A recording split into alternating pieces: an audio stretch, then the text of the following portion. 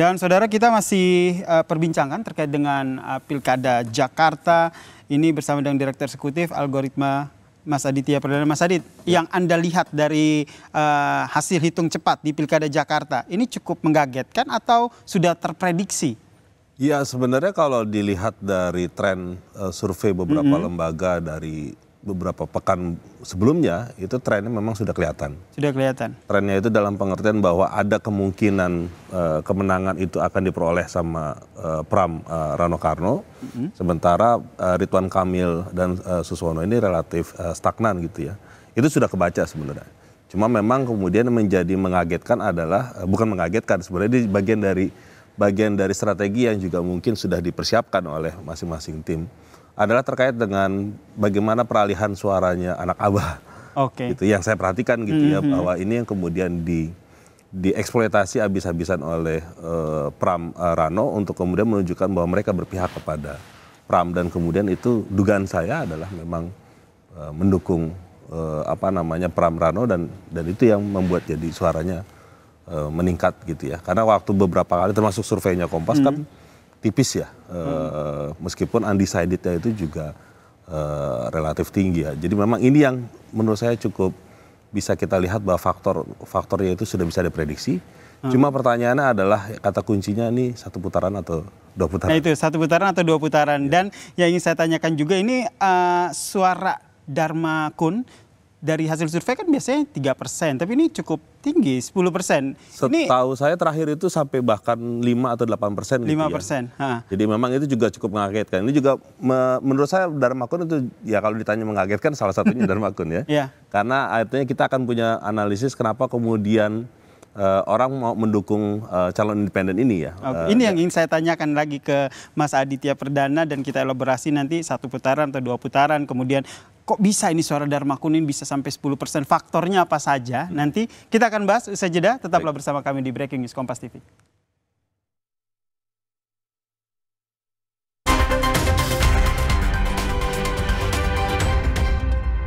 Satu putaran atau 2 putaran di Pilkada Jakarta ini yang masih kita bahas bersama dengan Mas Aditya Perdana. Tapi memang kita masih menunggu ya Mas Aditya, hasil hitung resmi dari KPU. Tapi sudah bisa dibaca. Sebelum kita berbicara lebih lanjut lagi terkait 1 putaran, 2 putaran tadi yang sebelum jeda. Soal hasil hitung cepat Dharma Kun yang memperoleh 10%. Ini menurut Anda suaranya memang dari awal ini adalah pendukung loyalisnya Dharma Kun, atau ada swing voter, termaksud mungkin ya suara dari anak abah begitu yang akhirnya bergeser ke Dharma Kun sehingga 10% ini? Ya memang nanti kita akan melakukan analisis ya. Artinya kita akan bisa breakdown dan pantau lebih lanjut bagaimana kemungkinan itu bisa terjadi. Saya menduga satu yang bisa kita perhatikan bahwa ada mungkin pemilih yang merasa tidak ingin memilih pasangan 1 ataupun 2, 1 atau 3 yang memang merepresentasikan kelompok-kelompok tertentu. Jadi kalau misalkan bicara soal pembelahan politik di Jakarta itu kan memang sudah ada segmentasinya. Ini yang kelompoknya Islam, ini yang kelompoknya merah, dan sebagainya. Jadi artinya ini menurut saya bisa kita lihat itu dulu. Satu. Yang kedua adalah kemarin memang kita memperhatikan ada juga dukungan-dukungan yang seperti misalkan Anies Baswedan gitu ya, yang anak abah itu. Bisa jadi mungkin ada di area itu. Yang ketiga, kita juga mungkin saja ini berasal dari anak-anak muda yang merasa perlu melihat sosok yang berbeda gitu ya. Karena paslon nomor 2 ini kan di banyak debat gitu ya, di hampir semua debat itu kan cenderungnya unik gitu ya. Dan memang ini bisa jadi sesuatu yang menarik buat orang-orang yang merasa bahwa kita perlu alternatif gitu ya, yang bisa dipertimbangkan. Sehingga ya faktor-faktor yang disebutkan Mas Adi tadi ya, yang menjadi sejumlah faktor akhirnya pemilih Jakarta menentukan memberikan pilihannya kepada Dharma Kun ini. Angkanya 10%. Tapi menurut Anda nanti pengaruhnya ke paslon lain ini bagaimana dengan 10% ini? 10% ini akan punya pengaruh signifikan kalau kita bicara soal 1 putaran atau 2 putaran. Terutama 2 putaran. Maka kemudian kita akan bisa melihat potensi 10% dari Dharma Kun itu akan lari kemana gitu. Apakah akan lari ke Rano, RK ataupun juga Pram. Nah itu yang nanti kita akan coba cek, karena saya yakin setelah ini kalau misalkan ini 2 putaran akan ada lobby dan negosiasi politik di antara mereka gitu. Tapi sebelumnya sudah kebaca belum sih Anda sendiri kalau melihat dari tim kampanyenya atau dari sosok Darmakunnya sendiri akan condong kemana, sudah bisa terbaca atau wah ini masih bias? Ya kemungkinan itu bisa terjadi ya, karena kalau baca situasinya mungkin kita akan bisa analisis misalkan calon wakil gubernur yang Mas Kunnya itu kan pernah nyalek dari PAN. Nah, sementara PAN itu kan ke Ridwan Kamil, RK Susono. RK Susono. Nah ini mungkin kalau dari lihat itunya saja kita akan bisa memprediksi mungkin ke sana gitu. Tapi kita tidak tahu apakah kemudian dia akan membelah suaranya atau memang nanti akan ada kepram yang mungkin atas dasar lobby dan segala macam, kita tidak paham. Karena kan Mas Pram sendiri dianggap sebagai komunikator yang baik gitu ya ke banyak pihak gitu ya.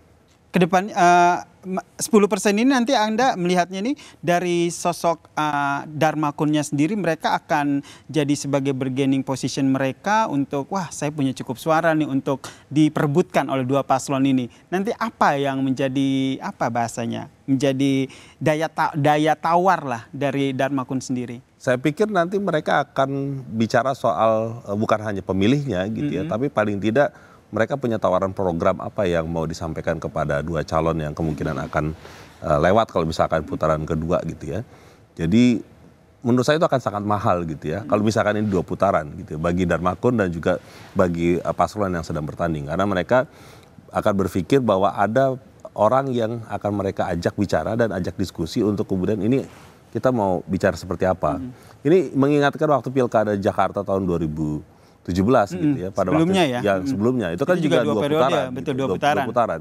Itu juga menarik untuk melihat sebenarnya suaranya AHY itu lari kemana gitu kan. Nah itu menurut saya juga akan mirip gitu ya. Dan ini juga terjadi ya. Meskipun ini prosentasenya akan jauh lebih rendah gitu ya. Betul, meskipun hanya 10% begitu. Tapi kalau kita lihat-lihat ada diskusi di ruang publik yang menyatakan andai saja nih kalau Darmakun nggak 10% aja, ini pasti salah satu paslon kan bisa 1 putaran. Anda membaca seperti itu juga nggak? Iya bisa jadi demikian gitu ya. Tapi pada kenyataan faktanya hari ini kita bicara dia sudah 10% gitu ya. Jadi artinya pemilih kita di Jakarta paling tidak untuk mengatakan bahwa mereka menggunakan rasionalitasnya juga gitu ya. Nggak kepengen yang 2 gitu ya, yang 1 atau 3 gitu ya. Dan pilihan 2 itu ya bisa menjadi faktor kuncinya bagi orang-orang yang nggak kepengen dua-duanya gitu ya. Ya 10% tadi ya berdasarkan hasil hitung cepat ya, sekali lagi ini masih berdasarkan hasil hitung cepat. Rasionalitas itu bagi pemilih itu tidak ada juga gitu.